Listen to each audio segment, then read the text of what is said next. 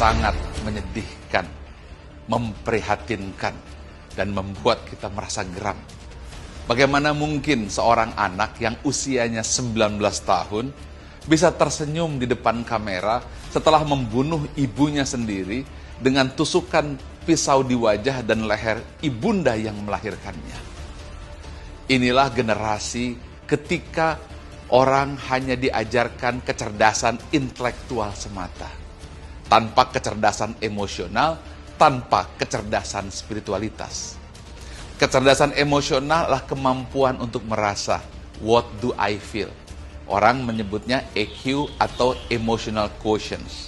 Dan itu tidak pernah diajarkan di bangku sekolah, apakah SD, SMP, SMA, atau bahkan sampai universitas. Apalagi kecerdasan spiritualitas. Kecerdasan spiritualitas atau SQ atau spiritual quotient atau spiritual intelligence, itulah kemampuan untuk mendengar hati nurani dan faham siapa jati diri dan suara hati fitrah yang terdalam atau who am I. Kita terbiasa mengabaikan emosi, terbiasa mengabaikan hati nurani, sambil berkata bahwa emosi dan hati tidak berpikir, tapi ini yang berpikir. Dan inilah yang terjadi.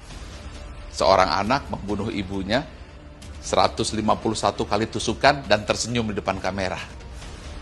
Mudah-mudahan ini pelajaran untuk kita semuanya. Bukan hanya di Indonesia, tapi juga di Malaysia dan di seluruh dunia.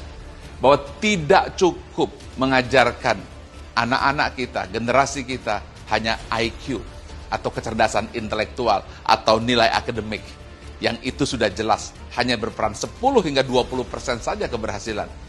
Tanpa adanya kecerdasan emosional, kemampuan merasa, tanpa adanya kecerdasan spiritual, kemampuan untuk mendengar nurani yang terdalam.